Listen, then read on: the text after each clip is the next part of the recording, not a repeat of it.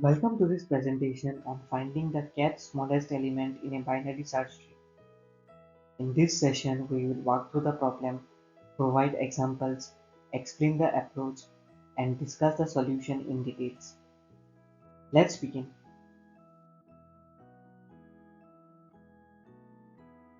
Our goal is to find the kth smallest element in a binary search tree, PST. A PST is a tree where the left subtree contains values smaller than the root and the right subtree contains values greater than the root. We are given an integer k and a PST. We need to return the kth smallest element. If k exceeds the number of elements in the tree, we return -1.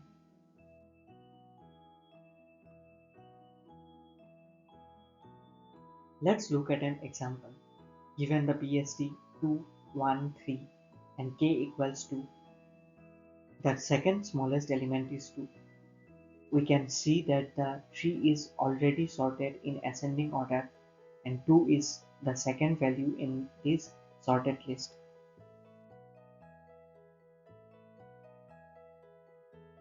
Next, consider the PST 2, 1, 3 again, but this time k equals 5. Since the tree only has 3 nodes, the fifth smallest element does not exist. Therefore, the answer is -1. Here we have another example.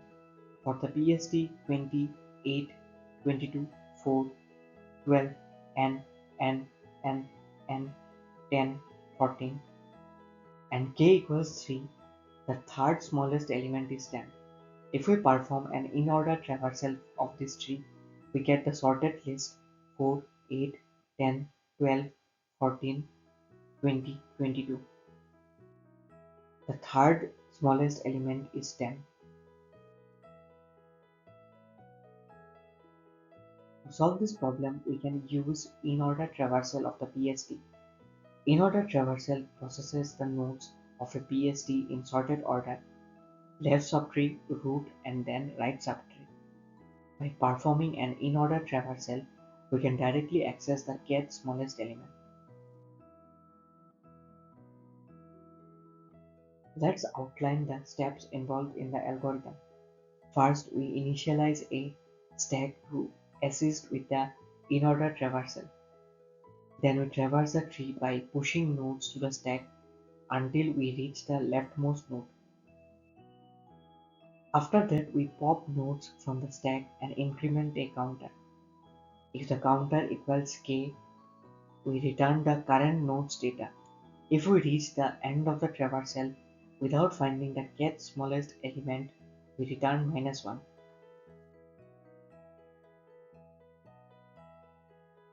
Here's the C++ code for the solution.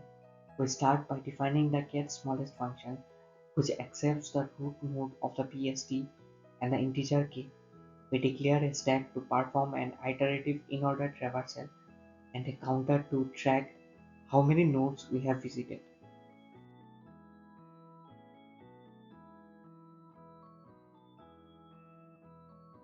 As we begin the traversal, we push the current node onto the stack and move to the left child until we reach the leftmost node.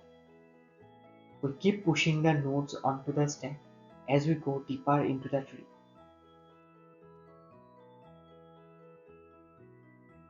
After reaching the leftmost node, we pop nodes from the stack. For each node we pop, we increment the counter. If the counter equals k, we return the node's value as the kth smallest element. If we complete the traversal and haven't found the kth element, we return -1. Now let's discuss the time and space complexity of this solution. The time complexity is big O of n, where n is the number of nodes in the PST, because in the worst case we might need to visit every node. The space complexity is big O of h, where h is the height of the tree, because that's the space used by the stack during traversal.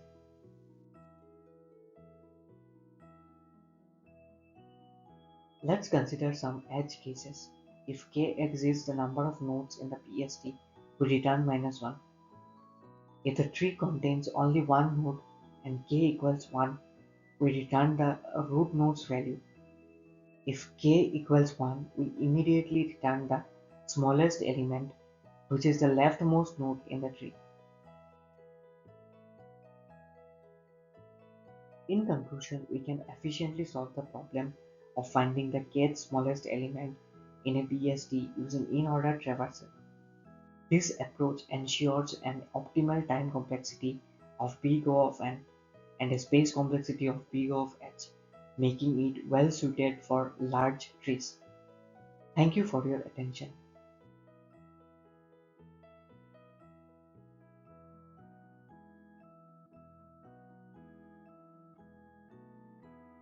Hello and welcome. In this presentation, we will be discussing the problem titled Max sum of a pair with equal sum of digits. We will walk through the solution approach and its implementation in C++. The problem gives us a zero-indexed array of positive integers.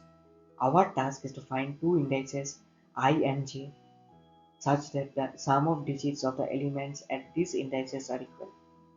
We need to return the maximum value of nums I plus nums j.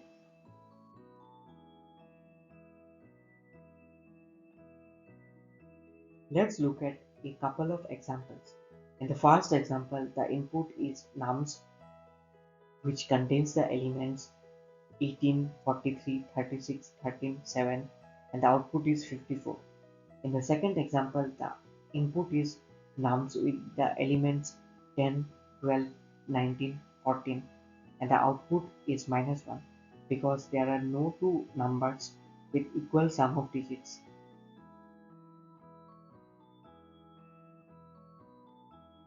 Now let's discuss the approach to solve the problem. First, we compute the sum of digits for each number in the array. Next, we use a hash map to store the largest number corresponding to each digit. As we iterate through the array, if the digit sum already exists in the map, we check if the sum of the current number and the stored number is greater than the current maximum pair. Finally, we return the maximum pair sum or -1 if no valid pair is found.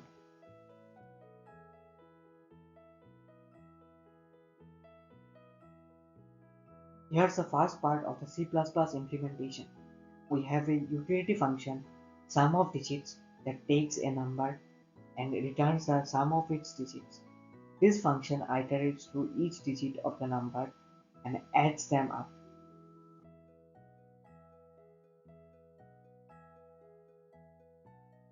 Moving on to the main logic, in the main sum function, we use an unordered map to store the maximum value corresponding to each digit sum.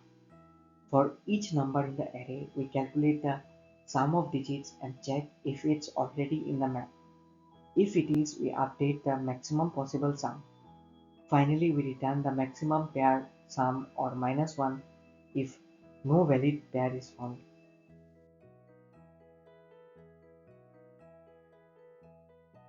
Let's now analyze the time complexity of our solution.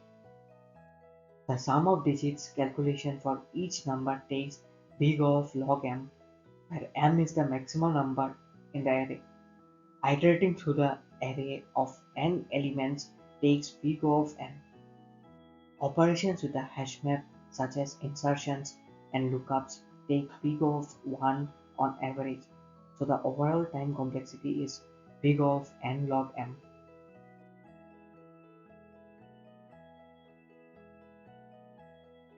Let's walk through an example. Here we have an array nums with elements 18, 43, 36, 13, 7. The sum of digits for 18 is 9. The sum of digits for 43 is 7. The sum of digits for 36 is 9. The sum of digits for 13 is 4. The sum of digits for 7 is 7. We find two valid pairs 18, 36 with a sum of 54 and 43 7 with a sum of 50. The maximum sum is 54.